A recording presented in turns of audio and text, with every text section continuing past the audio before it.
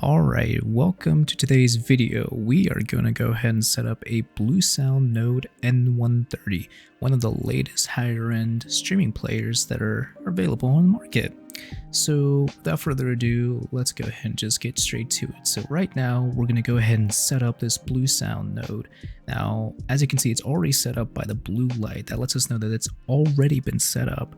Now, what we want to do is we're going to reset it. And this is useful for troubleshooting when you're having issues, but in order to reset it, you're going to want to disconnect it from power for about 30 seconds or so. I'm fast forwarding the video though, just to kind of save some time. After you've disconnected it for 30 seconds, go ahead and plug it back in. Let you know that it will shine a little red light once we plug it in. And once it does, immediately press and hold, turn green for a second, and it's going to stay solid red. Now what you're going to want to do is hold it down until it starts blinking red. Fast forwarding again just so we can save some time. And there we are, it's blinking red. So go ahead and let go of the button and it's going to turn solid red at some point right there. And what we're going to want to do is just give it a moment there. And still solid red, as you can see. Now it blinked green a couple of times here, and what we're looking for is a solid green light, basically letting us know it is ready to be set up, and it is what it's called, it's hotspot mode. And what we're going to do now is we're going to go ahead and open the BluOS app. Okay, we're going to see the end user license agreement. We're going to scroll to the bottom of it and hit accept. It's going to ask to allow network access, which we want to allow local network access. Go ahead and get started at the bottom. It's going to look for the players, and well, there we go. Found it so fast. Now we're going to go ahead and click on it. Just give it a moment as it's just gathering the information about your network, as it says. And this can take a good amount of time, so be patient with it and it'll all work out. Now, it's asking the network it wants to join. We're going to choose my network, attack on Wi-Fi. And it's going to take a little bit of time, so we're going to go ahead and fast forward a little bit. You can see the LED on the units blinking, and now it's solid blue, letting us know that it has connected to the network itself. And there's our confirmation as well. Speaker has joined attack on Wi-Fi, which it's going to call it an AirPlay speaker regardless. That's just a generic term that Apple uses. And now we're just gonna wait for it. And loading. As you can see, my cat's just enjoying himself in the corner over there. Just give it a little bit more time, and setup incomplete. Now that's okay, these things can happen, so just go ahead and hit retry.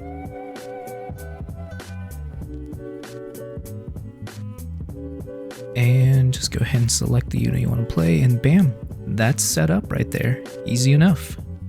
Now you're gonna see it's just gonna give you a little demo here, find your player, but the big thing we want to look for is that little blue light letting us know that we are connected to the network.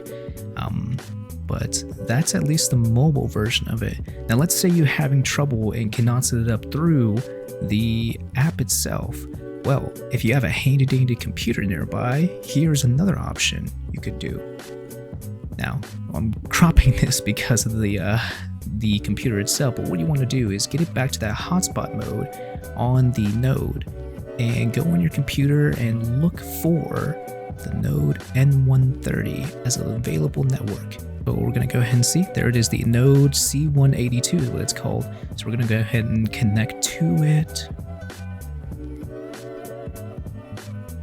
Take a good amount of time to actually connect.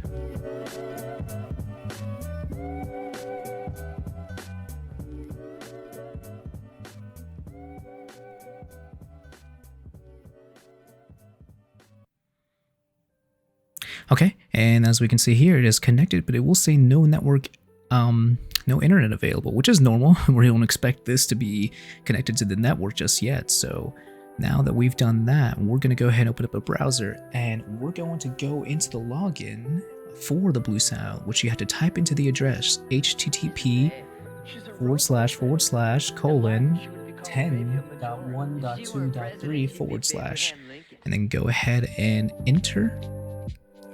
And what we're going to find here is the actual node C182, the control panel for it. This is another way you can go ahead and set it up. And as you can see here, we have plenty of options, but the one we want is configure Wi-Fi. And we're gonna go ahead and click on that one right there. And as you can see, it found my network available to be connected to. So we're gonna go ahead and select the network. We're gonna go ahead and enter the password.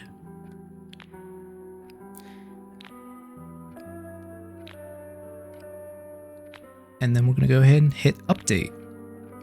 And success, it is connected to the network. And now we can't use this anymore just because it's solely meant to set it up the first time around, because they really want us to use the actual BluOS app, as you can see here. Now, we're going to go ahead and go back to the app itself and just take a look at that, look at some of the settings, and set up some music services. Okay, here we are opening it up. And we have TuneIn already available, but now we need to finish the setup though of this BluOS app. It does want us to continue the setup because it just connected the network, but we have yet to name it. And let's go ahead and do that. We're just gonna give us some suggestions of what to name it, but we're gonna go ahead and add our own name, which will be TV Room.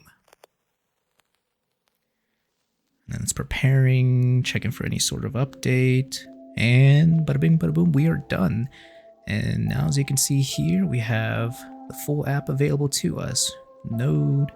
Now let's go ahead and add some music services. So what you're gonna want to do is, you see in the top left corner, there's those 3 horizontal lines.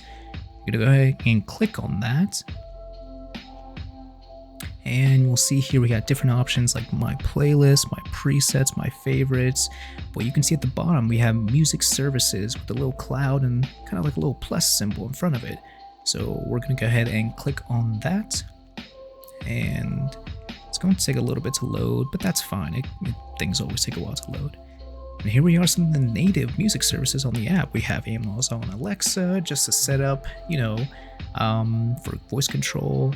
We have Amazon Music, but let's go ahead and set up, you know, Amazon Music just so you can kind of see how simple it is to set that up.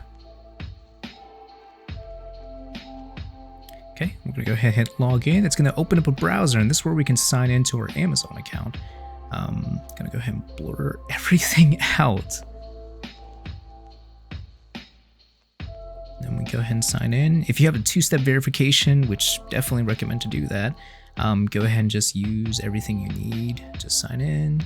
And sometimes you might get this error. What I find pretty handy is if you already have an authenticator app, I would definitely use the authenticator app if the text cannot work. So go ahead and set that up and go ahead and grab the code from my authenticator app, enter it in, sign in.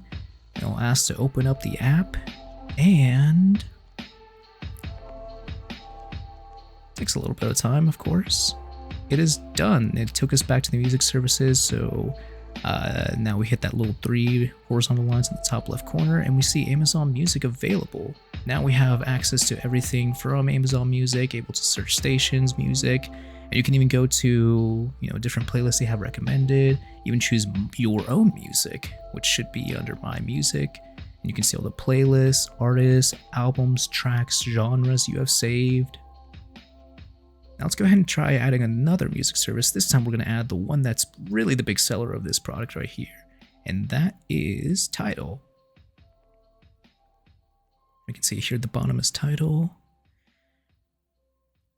And you have the option of including explicit content or not including it. We're going to go ahead and just include it.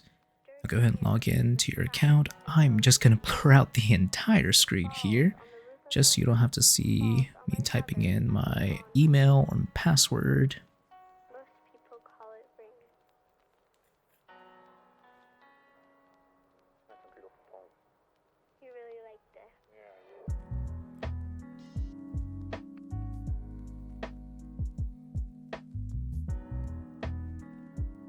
All right, and success, you are logged into Tidal account.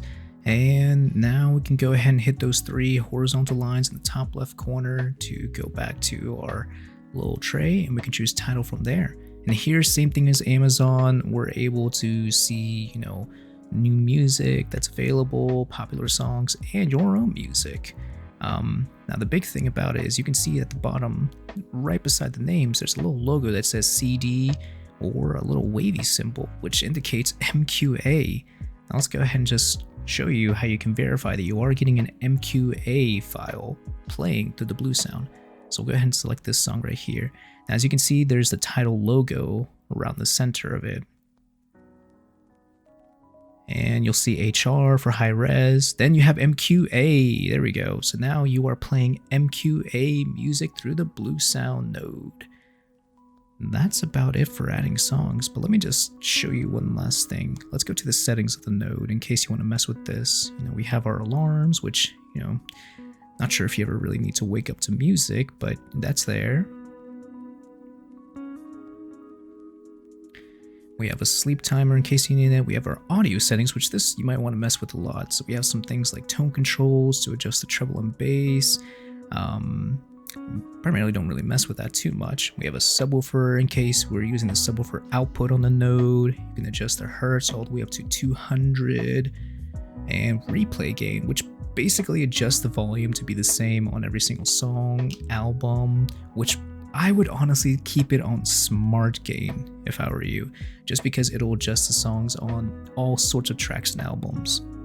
And we have output mode, stereo, which keep it on stereo if you're going to have it connected to a stereo receiver. We have an output level fixed option, which if your stereo receiver has a volume knob, I would recommend setting this to the output level fixed. And that way you can control the volume. And as you can see here, it now says fixed volume.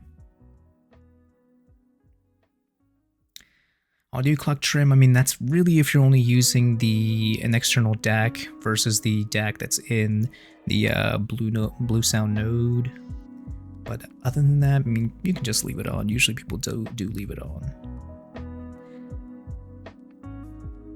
And that's really about it. The only other thing I would recommend to take a look at would be going to the help at the very bottom, and you can take a look at any sort of updates that might be available by choosing upgrade.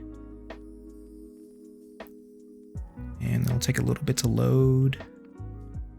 And no updates available. You are up to date. And that's about it for this little tutorial right here. And you have the little home icon, which gives you an option to go to the node itself and giving you a quick audio settings, a little quick hotkey right there. Other than that, that's pretty much it to this. If you have any questions though, feel free to let me know and I'd be happy to help out. Cheers.